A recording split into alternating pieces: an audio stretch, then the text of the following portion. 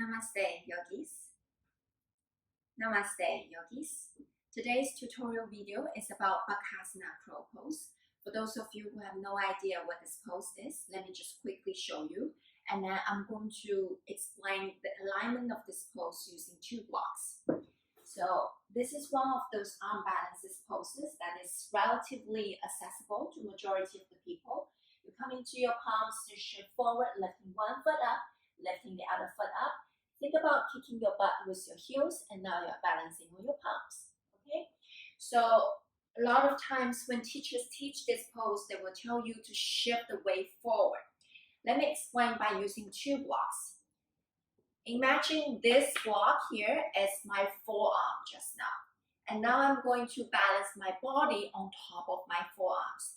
If I place my block here, see, it's going to drop. Why? Because the weight on this part is much heavier than the top part. So you need to keep shifting the block forward until the weights are more or less the same. It becomes like a scale, and then it can balance. This is number 1 thing why you need to shift the weight forward in order to get your feet up. Second thing, if my forearms is not vertical, even if the weight on the top is more or less the same, it's still hard to balance, right? Because my forearms is not in a vertical position, then the block is still going to drop. And that explains to you how much forward you need to shift to. Everybody knows we need to transfer the weight forward, but you need to shift forward until your forearms are vertical to the floor. And this is for the version of bent elbows version. If it's straight arms version, then the arms actually will become this angle, but that's for another tutorial video, okay?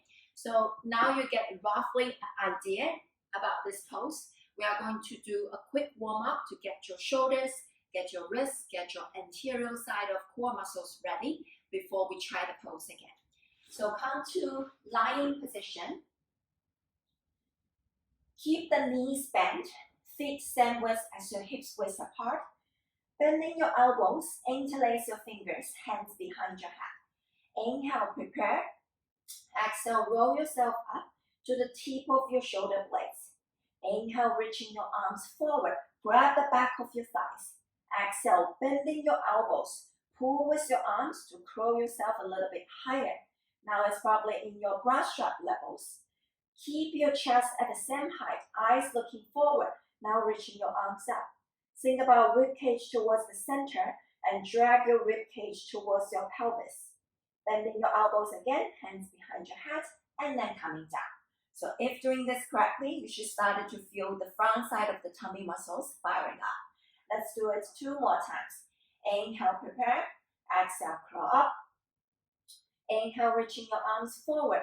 Bending your elbows. Exhale, pull with your arms, curl up more. Eyes look forward. Keep your chest lifted, reaching your arms up. Okay, now let's add on a little bit of challenge. Keep your chest lifted, moving your arms forward. Moving your arms up, moving your arms forward. Moving your arms up, moving your arms forward, bending your elbows, and lie down. Good.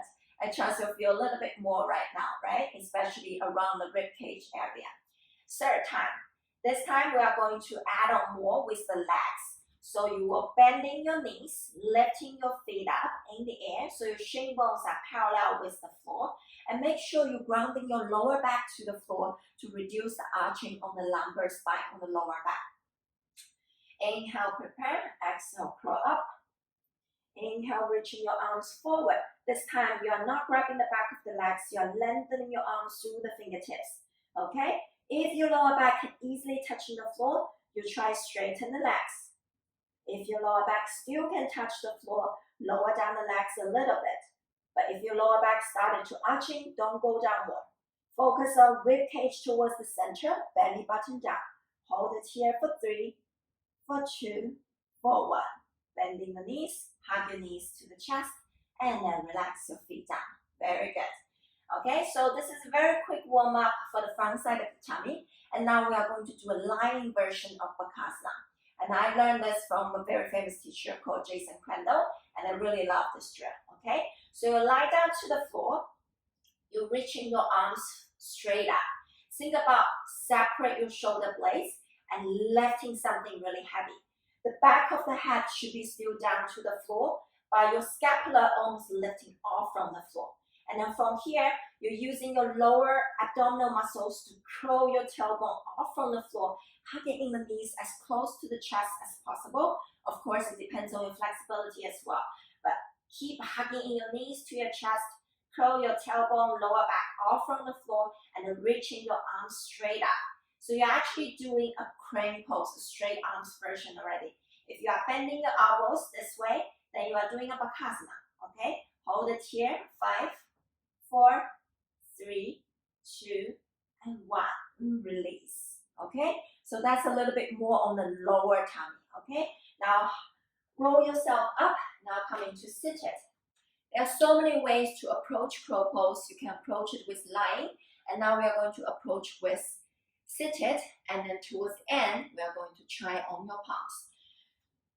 Bow pose, a modified version, will be bending the knees, right? Now bending the knees, balancing right behind the sitting bone, draw the belly in, ribs in, and separate the knees a little bit wider, reaching your arms forward.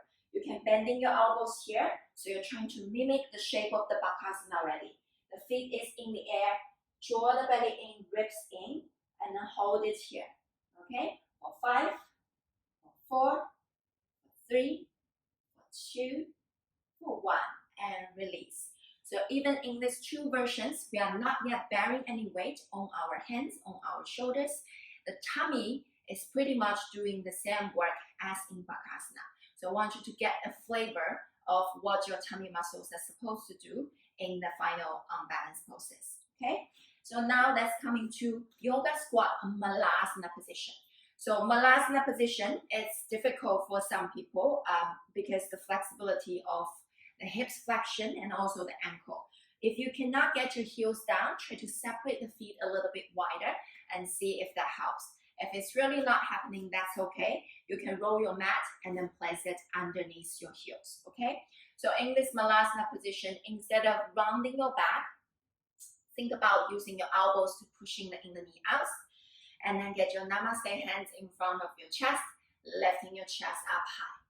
Okay, so this is a flexibility warm-up for Bakasana pose, as you do need to round your back and flexing from the hips, which can be quite intense for the lower back for some people. Okay, so in this position, right arms down, reaching your left arms up, twist your body to the left side. Good, and then coming down, switching sides. Left arm down, reaching your right arms up. Sometimes you hear this clicking sound from the spine because of the twist. And that's just nice, releasing some pressure from the spine. And then coming down, good. And now roll down your knees to the floor. You will sit your hips to your heels. And that's warming up the wrists. When usually teachers say warming up the wrists, it's actually more or less warming up the forearm muscles. Because if you observe your wrist joints, it's quite bony. Pretty much the skin and the bones. It doesn't have much muscle mass there. So we need to get access to the forearm muscles, which then can be used to support the wrist joints. So this is what I call twinkle, twinkle, little star. So you just open and close the hands as fast as you can, okay? You know the Twinkle, Twinkle, Little Star song, right? So I was singing this song to my son as I'm doing this exercise. And as you're doing this exercise, you can see the forearm muscles actually are moving because you are activating it. And then after 20 seconds or so, you will start to feel some heat generated in the muscles because it's working properly. So keep doing this, open and shut as fast and as forceful as you can. And you can change the arms position as well. So open the elbow sideways, open and shut. I started to feel some soreness already, and I believe you too. You can reach in your arms up. And just changing different arms position can let you feel different levels of challenge. Okay, continue for 5, 4, 3, 2, and 1. Release. Okay. Now, if you use your hands to touch your forearm muscles, you will feel the temperature here is much higher than your upper arms, for example. Okay. Let's stretch it a little bit. Interlace the fingers, palms together, pinky fingers facing up. So cross your arms, palms together, pinky fingers facing up. Bending elbows and then flip it out. Okay. So you feel some stretch on your forearm muscles, yeah? And this stretch is nice for office workers as well, if you do a lot of typing in front of the computers. But of course, for people who practice arm balance and handstand like me, it's a nice stretch to release the tension for the forearms muscles. Good, and then shake it out, okay? Now when you get our arms and shoulders more ready by doing vinyasa. Coming to a downward facing dog, pushing the hands down, sending the weight more back towards your legs and your feet. Open the angle between the armpit. So for your armpit, from your wrist joints to your shoulder to your hips, ideally should be a straight line. Lengthening your entire spine through the tailbone. Inhale, shift forward, high plank. Shoulder, hips, and heels a straight line. Pushing the hands down, lifting the chest up. Hold it here for 3, 2, 1. Lower down the knees. We'll do a half chaturanga. So I want you to, from half plank, shoulder, hips to knees, a straight line. Keep shifting forward. Hug your elbows closer to the torso. Pull your shoulders away from your ears. Very important. So instead of here, you pull the shoulders away from your ears. Draw the belly in, squeeze your buttocks. Hold it here for 3, 2, 1, and lower down. Inhale up to a cobra. Drop your shoulders back, sending your chest forward. And exhale, pushing and go back, downward facing dog. It's very important to keep your body in a straight line in the chaturanga position, because that means you are actively using all the muscles in the body, not just the arms. Inhale, shift forward, high plank. This time we're going to do a scapular push-up. Keep your elbows straight, dropping down your chest. Keep your elbows straight, lower your chest. And then pushing the hands, widening your shoulder blades, widening your scapula. Almost like you're rounding your back, okay? Drop down your chest, and then pushing the floor, lift up the chest high, rounding your upper back. So the action is retraction of the scapula, and then protraction of the scapula. This will activate your serratus anterior muscles, which is quite valuable for any imbalances we are going to do. Last time, drop down and lift up. Okay, this time if you can do the full chaturanga, you can join me, otherwise lower down the knees again. Shift the shoulders forward. Whole body coming down as a straight line. Shoulder, hips to the feet, a straight line. Lower down. Inhale up to a cobra. And then exhale, push and go back. Downward facing dog. Okay, now third time, we're going to do dynamic push-up, just 3 times. Inhale, shift forward, high plank. Again, you have the option to coming down your knees, or you can do a chaturanga push-up 3 times. Separate the feet wider will always make the things a little bit easier. And then we'll do the breathing as you inhale, coming down, bending your elbows. Exhale, draw the belly in first before you started to push. So inhale down, exhale, push. Whole body straight down, whole body straight up. Last one. Good, and now lower down. Inhale up to a cobra. And then exhale, downward facing dog. Okay, now lower down the knees to the floor. I will let you try a baby crow pose first. For people with flexibility issues, this may feel a little bit harder than the normal version of Bakasana. But in my own experience, for majority of the people, especially in Asia setting, baby Bakasana is much more accessible because the height is much lower. Baby, meaning forearms coming down to the floor. You try to get your kneecap behind your tricep, okay? And your head will be really close to the floor. So even if you are falling, it doesn't feel that scary. Kneecap to the tricep. See, I'm almost kissing the floor. See how close I am. Lift up one foot. Think about kicking your butt. Lift up the other foot. And if I'm falling, the tip of my nose is literally touching the floor. And slowly coming down. Okay? So this is to give you a little bit of sense, a little bit of flavor of what Bakasana pose is like. When you are doing this, think about lifting the feet up to the butt. So if you are coming to all 4, you round your back, draw the belly in, pushing the floor, and then you kick your butt with your heels. You will activate the hamstring. You will send the energy up through your toe tips, and that can make your legs feel a little bit lighter. Try the baby Bakasana one more time. So Malasana position, lower down the forearms to the floor, kneecap behind the tricep, closer to the armpit if you can. Lift up one foot, lift up the other foot. Again, if you are falling forehead to the floor, it doesn't feel scary because it's so close. Almost like you just give your mat a kiss, okay? This is the first version. The second version will be coming to the palms, but you are using your inner knee to touching the outer tricep. And then you will squeeze your inner knee to the arms while you're pushing your upper arm bones to the side. So this is like counter force together. And when you squeeze the legs into the center, you are activating your inner thighs and activating your pelvic floor muscles. So that can be a little bit easier for many people. Okay, so I'll show you quickly. And you can always use a big blanket or use a towel to protect your face if you are scared of falling. It's very natural to have fear when you are still trying for the first couple of times, okay? So, inner knee touching the outer tricep. In this version, the hips will be quite low. You still need to shift forward. Notice my elbows are stacking above the wrist, so the forearms are vertical to the floor, as I explained in the beginning, same as the block, okay? So you shift forward. You know you are forward enough when the elbows are above the wrist. You're lifting one foot up, draw the belly in, push the floor, and then the other foot up, and then coming down. Okay, so in this version, the hips are slightly lower, but you can use the legs action to squeeze the arms and using the arms action to pushing it out. So that makes this pose a little bit more accessible. I will talk about the fingers as well.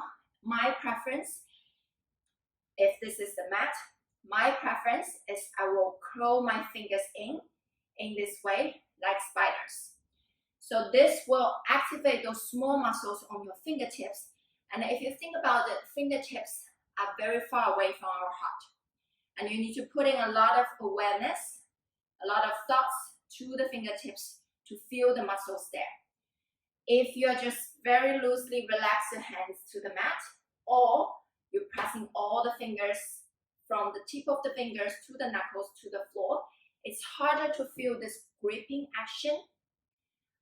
So going forward, if you want to improve your arm balance a little bit faster, this is my little bit tip for you. Curl the fingers in, especially the middle part of the knuckles can be lifted up, but you're gripping the floor. Okay, so let's try it one more time. Squeeze the inner thighs to the tricep and then pushing your upper arm bones outside. The foot, once lifted up, think about kicking the hips and use your bolster or your blanket to protect your face. So you shift forward until your elbow stacking above the wrist. Lift up one foot. You can do tiptoe the other foot, and then keep pushing the floor, draw the belly in, and then lift up. Okay? The next version is going to be a higher hips version, which will prepare your body to transition to other arm balances when the hips are a little bit higher. Okay? So this version is to get your kneecap directly behind the tricep this time. And it's a little bit tricky to find the contact point at the beginning, but as you practice more, again, everything is about practice and always coming, you will find the contact point much more easily. Okay? So coming to the palms, kneecap behind the tricep. Again, look at my elbows. I need to shift forward until my elbows stacking above the wrist. You lift up one foot, think about kicking your butt, and then look at my eye gaze. I'm looking forward and down. I'm not looking back, because if you're looking back, there's a tendency to fall your head to the floor. Look forward, chest forward, gripping the fingers, push the floor, draw the lower belly in, round your back, ribs in, and then try lift up the second foot. Okay, so you can see from this version, the hips are much higher. Now let's say none of this is happening. Let's try using the props now. The first way to use the props is to add on one extra pillar for this pose. So we're using the block, highest height, and then you're placing your forehead to the block. So this is like additional forearm for you. The way to place this block is it needs to be quite far away from your position. And very often beginners think I'm already placing the block far away, not far enough, okay? So if you look from here, I think that's about the right distance. I need to shift forward, elbow stacking above the wrist. One foot is still onto the floor, and I'm placing my forehead to the block. And then from here, I lift up the other foot. I want you to get a sense first, how does it feel when both feet are in the air? Now from here, you think about pushing the floor, and then see if you can lift up forehead, just tiny little bit. Try it for a couple of times. Gripping the floor, push. Gripping the floor and push, and then coming down, okay? So this will give you a little bit of sense about feet in the air. After you try this one, let's try placing the block underneath the feet. This block will help you elevate the feet already, so you only need to lift up tiny little bit, and then you are in the pose already. Again, blanket underneath your face to protect you, and then you step onto the block, okay? So setting up the position, it can be either first version I introduced or second version I introduced. Shift the weight forward, look forward, very important, look forward. Lift up one foot, see my second foot is already lifted up by the height of the block. You just need to lift up tiny little bit and kick your butt with your heels. Draw the belly in, push the arms to the knees. It's very common at the beginning, you feel it's so heavy. You can't lift up at all, and all the weight of the legs, lower body, is dumping to the arms. So if this is my knee, I place it behind my tricep. I'm not just pushing and collapsing all the way to the arms needs to push back. And that's how you get this sense of power to sustain your body weight in the air, okay? Again, like I said, you need to get the shoulders ready, you need to get the wrists ready, you need to get the core ready. So it took me around 1 month of consistent practice to get this pose. But I remember back then I have bruises on my arms everywhere. So don't feel frustrated if you can't get it today. Do the warm-up drills that I shared with you quite often, let's say 3 times a week, and sooner or later you will get it. Let me know how it goes, and if any other more questions, leave me a comment or send me a message. Namaste. Thank you.